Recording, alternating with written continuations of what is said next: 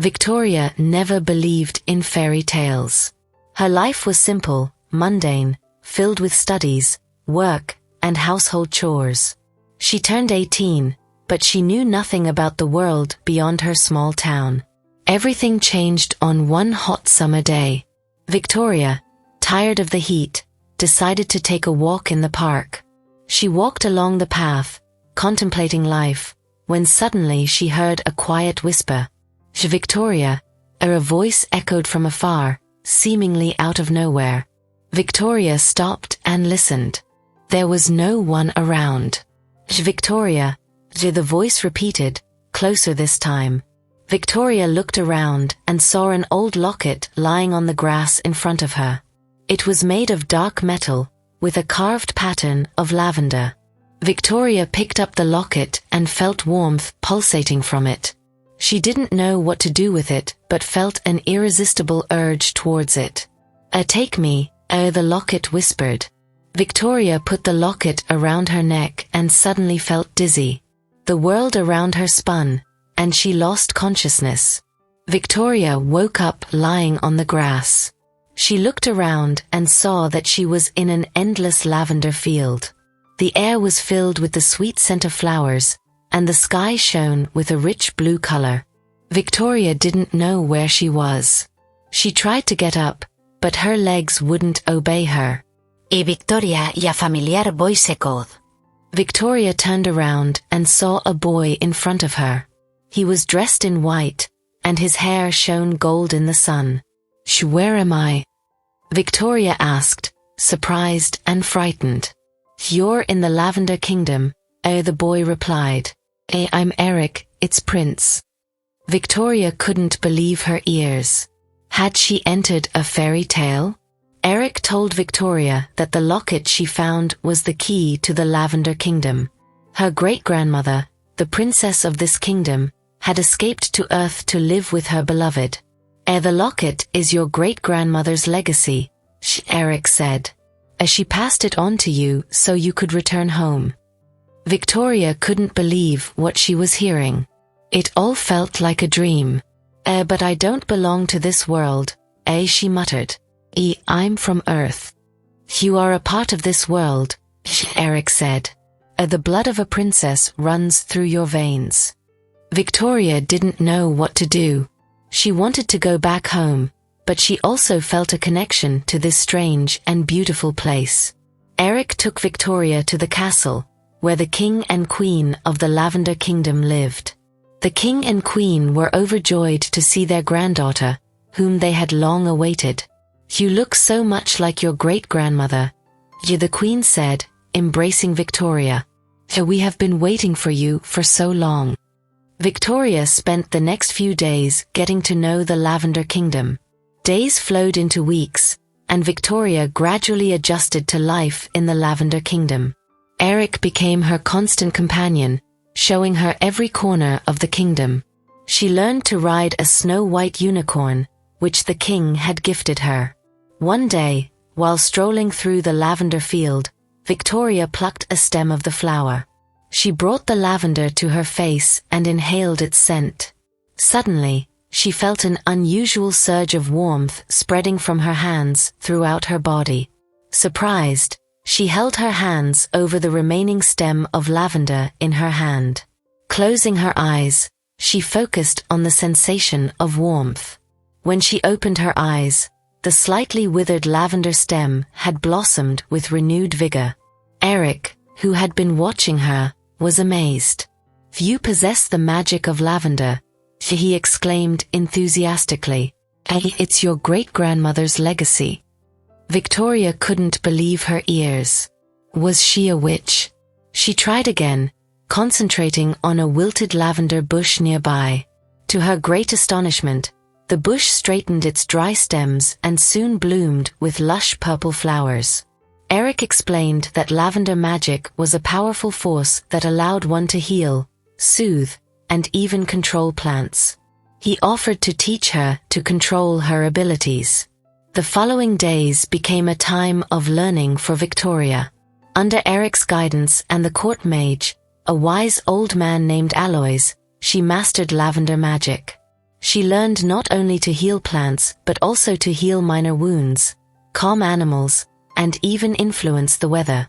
The more she practiced, the stronger her magic became. She felt a connection to lavender, as if the plant were her friend and guide in the world of magic.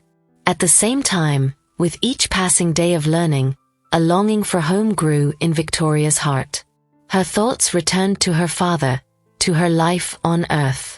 She missed her friends, the familiar hustle and bustle of the streets, and the smell of morning coffee.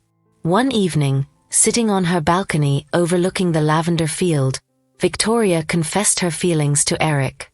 "I'm happy here with you, but I miss my home," she said, her voice trembling. Eric placed his hand on her shoulder. "I understand you, Victoria," he replied gently. "You're torn between two worlds." "What should I do?" Victoria asked, tears welling up in her eyes. "It's your decision," Eric said. "You can stay here and become a princess of the Lavender Kingdom, or you can return to Earth." Victoria pondered. She enjoyed life in the Lavender Kingdom, but she couldn't completely let go of her past life. Suddenly, an idea struck her. She remembered the locket that brought her here. Perhaps it could take her back? Victoria shared her idea with Eric and Alois. They agreed it was worth a try. Alois performed an ancient ritual, strengthening Victoria's magical connection to the locket.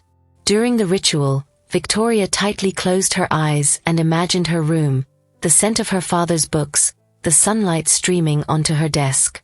She imagined the familiar sounds of the city outside her window. Suddenly, the room spun. Victoria felt the familiar sensation of falling. When she opened her eyes, she saw her room, sunlight streaming onto the book she had been reading before entering the Lavender Kingdom. The locket around her neck was gone. She touched her chest, checking. It was indeed gone. Victoria was home. The first feeling was relief. She had returned. But quickly it was replaced by uncertainty. Did she really want to come back? She walked to the window and looked out. The street was familiar, but it seemed gray and dull to her. She missed the vibrant lavender field, the castle Eric. Suddenly a white dove appeared by her window. Attached to its leg was a small leather pouch. Recognizing the bird, Victoria hurried to open the window. The dove flew into the room and perched on the windowsill. Victoria carefully untied the string and opened the pouch. Inside lay the locket. A tear welled up in her eye. She had returned home, but her heart remained in the Lavender Kingdom. Several days passed. Victoria couldn't adjust to ordinary life. She constantly thought about Eric and the Lavender Kingdom. She didn't understand why she was drawn there so strongly. One evening, when her father was home, Victoria decided to talk to him. She sat beside him and asked, "Dad, have you ever told me about my great-grandmother?" Her father looked surprised. "No, never," he replied. "Why do you ask?" Victoria told him about the Lavender Kingdom, about Eric, about lavender magic. Her father listened silently without interrupting. When she finished, a wave of emotion crossed his face. He confessed that he had kept the truth from her. Their family originated from the Lavender Kingdom. Their great-grandmother fell in love with a common man and fled to Earth, taking the locket with her. "I was afraid to tell you," her father said. "I didn't want you to feel like a stranger in this world." Victoria couldn't believe what she was hearing. Her life had been a lie. She ran to her room. She needed to be alone with her thoughts. She grabbed the locket from the nightstand and began to examine it.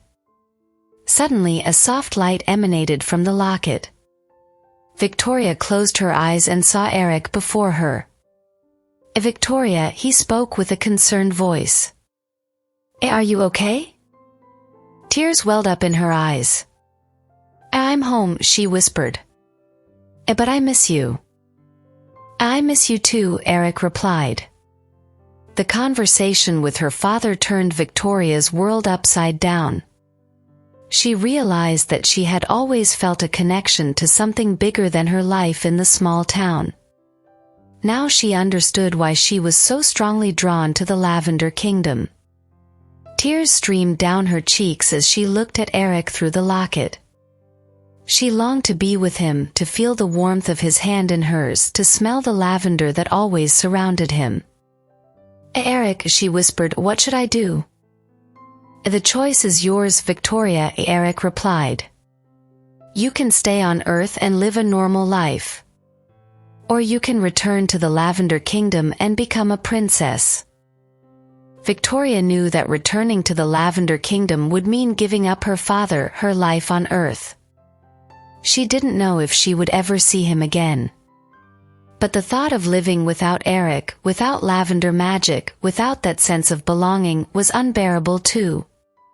She spent the next few days in contemplation. She visited her great-grandmother's grave, hoping to find answers there. She talked to her father, trying to understand how he had lived with this secret all these years. Finally, one night, the decision came to her naturally. She looked at the full moon shining through her window and suddenly realized that she couldn't give up either of these two parts of herself. She approached the window and whispered to the moon, I have found a way to be both here and there. The next day, Victoria set out for the library. She searched for any information on magic, on traveling between worlds, on whether it was possible to live on the edge of two realities. Her search lasted for weeks. She flipped through hundreds of books, but found nothing. She was beginning to lose hope when an old notebook caught her eye, wedged between two thick volumes. The book was written in an unfamiliar language, but there was a lavender flower drawn on its cover. Victoria felt that this was exactly what she needed. She brought the book to her father. Together they began to decipher it. It turned out to be her great-grandmother's diary. She wrote about her love for a common man, about her decision to flee the Lavender Kingdom, about her longing for home.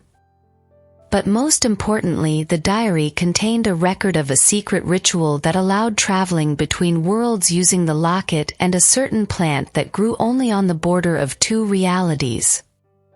Victoria realized that this was her chance. She could live both on Earth and in the Lavender Kingdom. The search for the plant mentioned in the diary took another few weeks.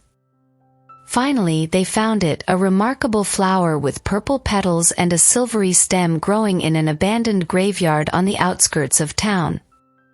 Victoria knew that the ritual would be dangerous, but she was willing to take the risk. She said goodbye to her father, promising to return as often as possible. During the ritual, Victoria felt a powerful energy piercing her body. The world around her blurred and she was engulfed in darkness. She heard her father's voice speaking to her, but his words were drowned out by this loud ringing. When she could finally open her eyes again, she found herself in an unfamiliar place. There was no lavender field, no castle, no Eric. She stood amidst a barren wasteland overgrown with low, prickly bushes. The sky was gray without the sun. The wind blew in her face, carrying the scent of moss and decay. Victoria was frightened. She hadn't found the boundary between worlds, she had ended up in some cursed place. She tried to call out to Eric, but there was no sound coming from the locket. Suddenly, a grotesque creature emerged from behind a bush, resembling a large dog but with dark, scaly skin. The creature bared its teeth and lunged at Victoria. Victoria recoiled, her heart pounding wildly. She didn't know what to do. She had no weapon, and her lavender magic seemed ineffective in this place. The creature drew closer, its eyes glowing with malevolence. Victoria closed her eyes and focused. She recalled the lavender field, the sunlight, the warmth and tranquility. When she opened her eyes, she saw a faint purple halo surrounding her. The creature stopped, puzzled. The halo wasn't strong, but it seemed to intimidate the creature. It growled and backed away. Victoria realized that even here, in this dreadful wasteland, her lavender magic held some power. She had to find a way out. She began to walk, relying on intuition. She hoped to find some sign, some clue that would help her transition to the desired world. Hours passed slowly. Victoria grew weary, her legs ached, and her mouth felt dry. She began to lose hope. And suddenly, through the gray haze, she saw light. Not bright, but strong enough to pique her interest. Gathering her last ounce of strength, she ran towards the light. And as she approached closer, she saw two figures. Their backs were turned to her, but Victoria instantly recognized them. Eric and Aloys stood on the border between two worlds, seemingly performing a ritual. Victoria shouted their names, but her voice was lost in the wind. She was so close, yet so far. She could see them, but couldn't reach them. Despair washed over her, tears blurred her vision. And then she saw it, at her feet, the same remarkable flower with purple petals and a silvery stem. Victoria understood. It was a sign. She had to use the flower to complete the ritual and transition to the Lavender Kingdom. She plucked the flower and raised it to the sky, focusing on the figures of Eric and Aloys. The flower glowed with a bright, purple light. The world around her spun. Victoria tightly shut her eyes and felt the familiar sensation of falling. When she opened them, she found herself in the midst of the ritual, next to Eric and Aloys. They looked at her with relief and astonishment. Victoria! Eric exclaimed, rushing towards her and embracing her tightly. We thought you were lost. Me too, Victoria whispered, her voice trembling. But I found the flower. Aloys examined the flower, still glowing faintly with purple light in Victoria's hand. You've done well, he praised. You used intuition and found the necessary element. You're a true heir to your great-grandmother. Victoria smiled through her tears. She was glad she could help herself and them. They completed the ritual, and the boundary between worlds opened.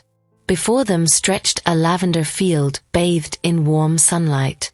Victoria breathed in the sweet scent of lavender and felt at home. The following days were filled with stories. Victoria shared her adventures on Earth with Eric and Aloys. She told them about her father, about the library, and how she managed to find her great-grandmother's diary. They were impressed by her bravery and cleverness. They realized that Victoria was a strong and capable girl. Eric showed her new corners of the Lavender Kingdom. They flew on unicorns, swam in crystal-clear lakes, and visited enchanting villages inhabited by kind fairies and woodland spirits. But Victoria's happiness was incomplete. Her thoughts constantly returned to her father and her life on Earth. She missed her friends and her usual activities. One evening, sitting with Eric on the castle balcony, Victoria confessed her feelings to him. I'm happy here with you, Eric, she said. But I also miss my life on Earth. Eric understood her. He knew she was torn between two worlds. You can return to Earth whenever you want, he replied. We found a way to stabilize the boundary between worlds using the flower you found. You can travel back and forth with the help of the medallion. Victoria was surprised. It meant she could have it all, a life in the Lavender Kingdom with Eric and a life on Earth with her father. Victoria began to live a double life. She spent a week in the Lavender Kingdom, learning to use her lavender magic and enjoying life as a princess. Then she returned to Earth, helping her father and meeting with her friends. It was difficult at first.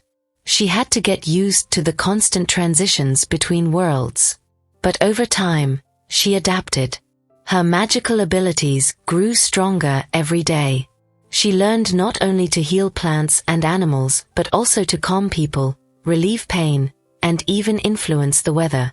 Victoria used her power to help people on Earth. She secretly treated the sick, relieved stress from overworked office workers, and even helped plants in city parks survive in polluted environments. Her double life brought her satisfaction, but also risk. Once, returning from the Lavender Kingdom, she learned that her father had been hospitalized. He had been diagnosed with a serious illness that doctors couldn't cure. Despair gripped Victoria. She was afraid of losing her father, the only close person she had on Earth. At night, while everyone slept, she sneaked into his room and, using lavender magic, began to heal him. The next morning, the doctors were amazed. Victoria's father's condition had significantly improved. He was recovering at an incredible speed. Victoria breathed a sigh of relief. But she understood that sooner or later her secret could be revealed. And it happened. One day, while Victoria was helping plants in the park, she was noticed by a 10-year-old girl. The girl watched as Victoria touched a sick tree, and it began to bloom. Victoria tried to escape, but the girl was quick. She caught up to Victoria and with wide eyes asked, "Are you a witch?" Victoria hesitated. She didn't know what to say. The girl smiled. Don't worry, I won't tell anyone. I like magic too." Victoria was surprised. She didn't expect such a reaction. She told the girl about the Lavender Kingdom and her magic. The girl's name was Lena, and she became Victoria's secret helper. Lena helped her make sure no one saw Victoria using her magic. Together, they did good deeds. They helped sick animals in shelters, calmed people during storms, and even put out small fires using lavender water. Victoria's life became even more fulfilling. She felt needed and useful. But her double life demanded constant tension.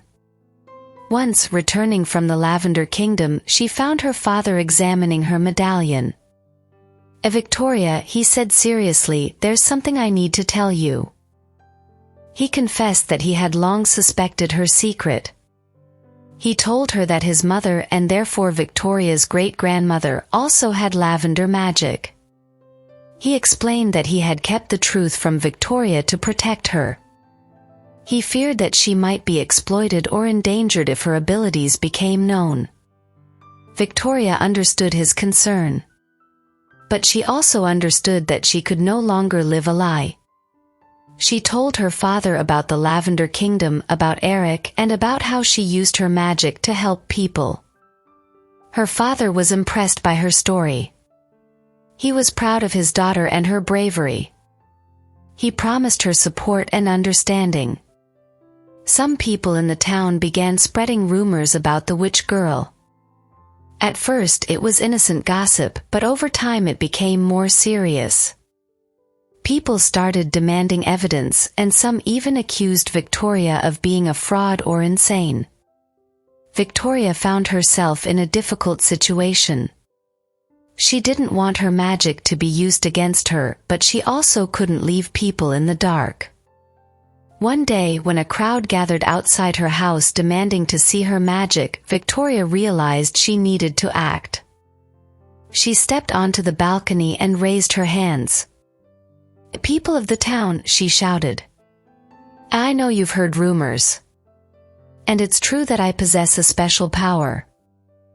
The crowd fell silent. "I'm not a witch," Victoria continued. "But I can use the power of lavender to help people and nature." She told them about her good deeds, about how she healed the sick, helped animals, and cared for city parks. Some people in the crowd still had doubts, but many were impressed by her story. They saw sincerity in her eyes and kindness in her heart. Victoria realized that not everyone would support her, but she decided not to hide anymore. She wanted to use her power openly to help as many people as possible. She began conducting public demonstrations of her magic, but on a small scale. She calmed anxious people during storms, healed minor wounds, and helped plants in parks bloom. Over time, people got used to her. Some even started calling her the Lavender Girl, the town's heroine. Victoria's life became even more complicated, but also more meaningful. She found a balance between her life in the Lavender Kingdom with Eric and her life on Earth with her father and her friend Lena. She used her magic to help people and learned to control it even better. She became a symbol of hope and goodness for many people in her city. One day, sitting on her balcony overlooking the city, Victoria breathed in the sweet scent of lavender, which seemed to be wafting from everywhere. She knew that this plant would always be her connection to both worlds, her source of strength and her destiny. She smiled. She was Victoria, the princess of the Lavender Kingdom, the lavender girl of her town, and she was happy. Thank you for being with us today. I hope that this story has brought you emotions. If you enjoyed the video, don't forget to like it, subscribe to the channel and click on the bell so you don't miss any of our new stories. Thank you for your support. You are the best.